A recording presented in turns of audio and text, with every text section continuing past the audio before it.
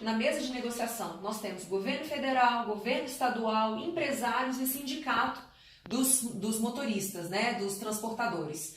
Os transportadores querem que o preço na bomba, o preço final, seja mais barato. O governo federal já disse que vai fazer algumas concessões, a própria Petrobras também já disse que vai baixar o preço, mas a gente acabou de ver que 80% dos impostos, né, que recaem no preço final dos combustíveis são de origem estadual. Como é que fica então esse jogo de xadrez nesse momento em que a gente precisa de uma solução de curto prazo para resolver o problema de desabastecimento do país, mas que tem uma série de implicações de médio e longo prazo? Aconteceu que inicialmente o movimento ele era feito apenas por caminhoneiros, transportadores, né, enquanto pessoa física ou microempreendedor, tendo uma reivindicação legítima de redução do preço na bomba.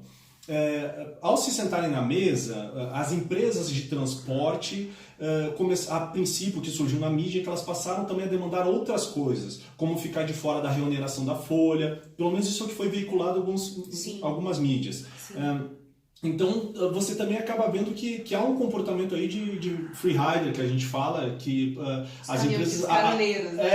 as empresas aproveitaram uma oportunidade para ter ganhos extras que, na minha opinião, são ilegítimos, né, no momento agora. Né? Você não pode tornar o país inteiro refém para discutir uma questão legítima dos caminhoneiros e outro grupo forte vem para tirar uma casquinha. Né? Eu não acho certo. Aproveitando a situação, né? Eu não acho certo. Até porque essas empresas elas estão sendo até investigadas porque a nossa legislação trabalhista proíbe o lockout. Né? O que é o lockout? O lockout é quando uma empresa proíbe que seus funcionários retomem as atividades, proíbe que seus funcionários trabalhem.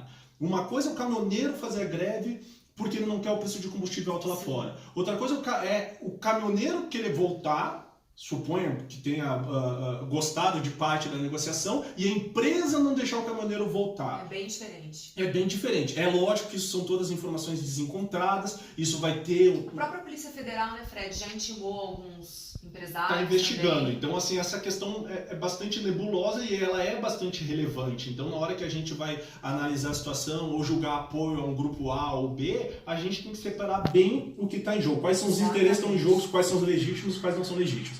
Em relação à pergunta que você fez, a questão de curto e médio prazo, de longo e médio prazo, é que, como a gente viu, cerca de 45% do preço do combustível na bomba é composto de tributos. Desses 45%, cerca de 80% é ICMS. Ou seja, estaduais, né? São tributos estaduais, o ICMS. Ou seja, então o principal componente do custo do combustível na bomba são tributos estaduais, é o ICMS.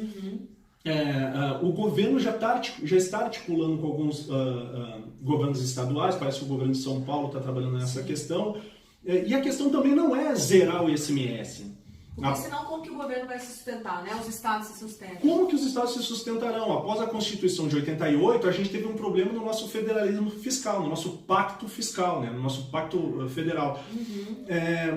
Os estados ganharam uma série de atribuições, uma série de gastos, e eles tiveram sua receita diminuída severamente. Né? A principal arrecadação tributária hoje no Brasil é federal, não é estadual nem municipal. O que dá muito poder para a União dá negociar. Muito poder porque para a União. Boa parte da verba da União também precisa ser repassada pelos estados. Exatamente. Então, assim, os estados eles também têm que ser solventes. Se você zera o ICMS, baixa o ICMS do estado, como é que ele vai se manter? Como é que ele vai pagar as contas? E se ele ficar deficitário, a solução sempre vai cair no Tesouro Nacional, a solução sempre vai recair no orçamento público federal, no orçamento fiscal da Seguridade Social. Parece que no Brasil, toda vez que a gente tem uma crise, sempre a última solução é o dinheiro sai da União, o dinheiro vai sair do orçamento de alguma forma. Fazendo uma analogia, é como se o filho gastasse mais do que ganha e aí o pai tivesse que sempre ficar bancando esse rombo. O rombo vai ser bancado de alguma forma. Como o Fred está falando, né? O Tesouro geralmente banca isso. E como é que é a fonte de financiamento do Tesouro? De onde que vem esse dinheiro, Fred? O orçamento público da União, ele retira o dinheiro da sociedade, por meio de tributos. Então, sempre quando a gente fala que tal custo tem que ser cobrido pelo Estado, tal custo tem que ser cobrido pelo orçamento público, é a sociedade que está pagando. Então, tem que ver assim, em última instância, é interessante a sociedade inteira pagar para reduzir o combustível e a gente vai insistir, de repente, num modal rodoviário que já está com gargalos, Sim. já deu sinais de esgotamento. Já deu sinais de esgotamento. Não seria mais interessante nós abrirmos investimentos em ferrovias, transporte dutoviário e por aí vai. É claro que a reivindicação do caminhoneiro ela é legítima, nós temos que melhorar as estradas. Agora tem que se pesar quais são os custos e os benefícios e para onde a gente está caminhando. Exato. Não me parece que falta no país mais transporte rodoviário, muito pelo contrário. Exatamente. Eu acho que fica muito claro que se a gente retira o dinheiro da sociedade, a gente retira a capacidade de a sociedade fazer investimento que vem da poupança, né? Para a gente poder investir é necessário fazer uma poupança. Sem poder fazer investimento, a gente não consegue jamais pensar em migrar para outras alternativas de transporte. Sim, o investimento agregado nacional de todo o país, ele é oriundo, ele vem da poupança agregada nacional. Né? Quando a gente fala poupança, é no nível agregado, toda a poupança pública, privada, que é a que financia o investimento de um país. E se sempre a gente ficar cortando essa poupança para gastos correntes, a gente sempre vai reduzir nossa capacidade de desenvolvimento sustentável, nossa capacidade de geração de empregos, geração de renda, redução de desigualdade social. Então, é muito complicado. Assim, as questões não são simples nem imediatistas. Então, a gente tem que realmente ter paciência, né? E entender que a gente sempre chega à mesma conclusão. O nosso problema é a alta carga tributária. Sim. E uma alta carga tributária que não é bem gerida, né? Tem vários relatórios do TCU que demonstram que de tudo que é arrecadado em termos de impostos federais, estaduais, municipais, apenas 10% realmente chegam de forma líquida, em forma de política pública, né? Então a gente tem aí 90% da renda é perdida por ineficiência, por corrupção, por incapacidade de gestão. Então ou a gente entende que nós precisamos mudar a nossa mentalidade como país, né? E escolher bons gestores públicos e esses bons gestores públicos colocarem pessoas técnicas para fazer o gerenciamento da máquina. Como o Pedro Parente. O Pedro Parente é altamente técnico e uma das reivindicações é pedir a cabeça do Pedro Parente. Como se fosse uma solução. Isso é uma solução estapafúrdia. Exatamente, Estapafúrdia. Isso não existe. Isso não existe. Então a conversa é muito mais complexa. A gente hoje está vivendo uma situação de caos. Eu estou percebendo muitas pessoas estão tensas. Né? Algumas pessoas até comentando, a gente está vivendo na Venezuela. Eu acho que realmente a gente caminha por um caminho perigoso se a gente não fizer escolhas que podem ser difíceis, mas que podem ser necessárias, né? Exatamente. Mas, gente, eu acho que deu para mostrar um pouco do quão complexo é a questão. Não existe solução milagrosa. Agradeço imensamente a atenção aqui do Fred. O Fred é mestre em economia, então eu acho que a gente precisa ter opiniões técnicas para a gente discutir esse tipo de assunto. E nada de paixão, nada de ideologia, é questão técnica mesmo, então tem que ser argumentos técnicos. Então agradeço imensamente a sua participação e já fica o convite para outros domingos, outros cafés da manhã também. Obrigado. Obrigada. Obrigado pela participação. De fora da remuneração da Folha, pelo menos isso é o que foi veiculado em algumas mídias. Então, você também acaba vendo que há um comportamento aí de free rider, que a gente fala, que as empresas... as empresas aproveitaram uma oportunidade para ter ganhos extras que, na minha opinião, são ilegítimos, né? No momento agora. Né? Você não pode tornar o país inteiro refém para discutir uma questão legítima dos caminhoneiros e outro grupo forte vem para tirar uma casquinha. Né? Eu não acho certo. Aproveitando a situação, né? Eu não acho certo. Até porque essas empresas elas estão sendo até investigadas porque a nossa legislação trabalhista proíbe o lockout. Né? O que é o lockout? O lockout é quando uma empresa proíbe que seus funcionários retomem as atividades, proíbe que seus funcionários trabalhem. Uma coisa é o caminhoneiro fazer a greve porque ele não quer o preço de combustível alto lá fora. Outra coisa é o caminhoneiro querer voltar, suponha que tenha gostado de parte da negociação, e a empresa não deixar o caminhoneiro voltar. É bem diferente. É bem diferente. É lógico que isso são todas informações desencontradas, isso vai ter... A própria Polícia Federal, né, Fred, já intimou alguns empresários. Está investigando. Também. Então, assim, essa questão é bastante nebulosa e ela é bastante relevante. Então, na hora que a gente vai analisar a situação ou julgar apoio a um grupo A ou B, a gente tem que separar bem o que está em jogo. Quais são os interesses que estão em jogo, quais são os legítimos, quais não são legítimos.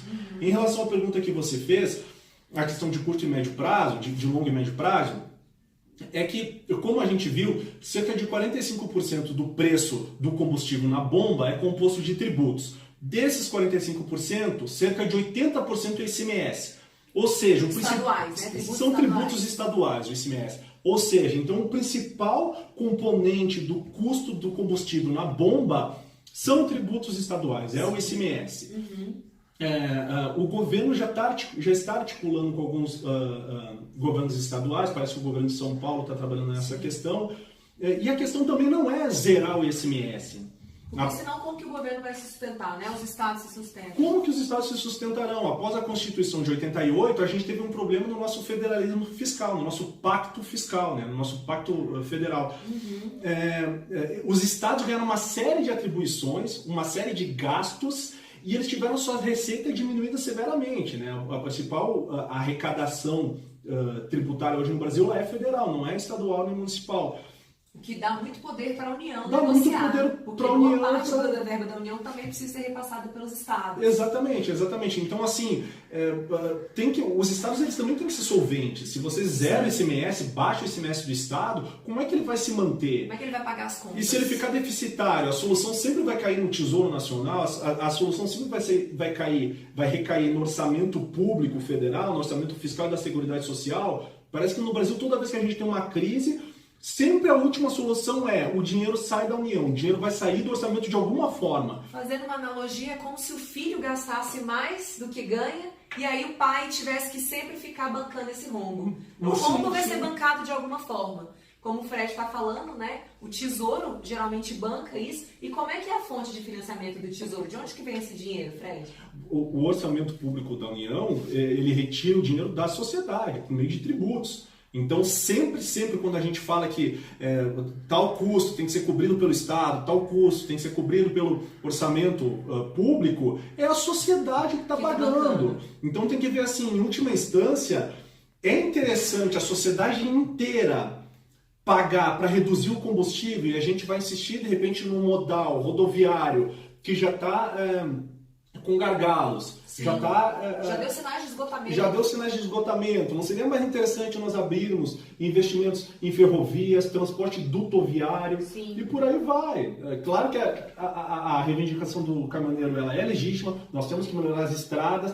Agora tem que se pensar quais são os custos e os benefícios e para onde a gente está caminhando. Exato. Não me parece que falta no país mais transporte rodoviário, muito pelo contrário. Exatamente. Eu acho que fica muito claro que se a gente retira o dinheiro da sociedade, a gente retira a capacidade de a sociedade fazer investimento que vem da poupança, né? Para a gente poder investir é necessário fazer uma poupança. Sem poder fazer investimento, a gente não consegue jamais pensar em migrar para outras alternativas de transporte. Sim, o investimento agregado nacional de todo o país, ele é oriundo, ele vem da poupança agregada nacional. Né? Quando a gente fala poupança, é no nível agregado, toda a poupança pública, privada, que é a que financia o investimento de um país. E se sempre a gente ficar cortando essa poupança para gastos correntes, a gente sempre vai reduzir nossa capacidade de desenvolvimento sustentável, nossa capacidade de geração de empregos, geração de renda, redução de desigualdade social. Então, é muito complicado. Assim, as questões não são simples nem imediatistas. Então, a gente tem que realmente ter paciência, né? E entender que a gente sempre chega à mesma conclusão. O nosso problema é a alta carga tributária. Sim. E uma alta carga tributária que não é bem gerida, né? Tem vários relatórios do TCU que demonstram que de tudo que é arrecadado em termos de impostos federais, estaduais, municipais, apenas 10% realmente chegam de forma líquida, em forma de política pública, né? Então a gente tem aí 90% da renda é perdida por ineficiência, por corrupção, por incapacidade de gestão. Então ou a gente entende que nós precisamos mudar a nossa mentalidade como país, né? E escolher bons gestores públicos e esses bons gestores públicos colocarem pessoas técnicas para fazer o gerenciamento da máquina. Como o Pedro Parente. O Pedro Parente é altamente técnico e uma das reivindicações é pedir a cabeça do Pedro Parente. Como se fosse uma solução. Isso é uma solução estapafúrdia. Estapafúrdia. Isso não existe. Isso não existe. Então a conversa é muito mais complexa. A gente hoje está vivendo uma situação de caos. Eu estou percebendo muitas pessoas estão tensas. Né? Algumas pessoas até comentando, a gente está vivendo na Venezuela. Eu acho que realmente a gente caminha por um caminho perigoso se a gente não fizer escolhas que podem ser difíceis, mas que podem ser necessárias, né? Exatamente.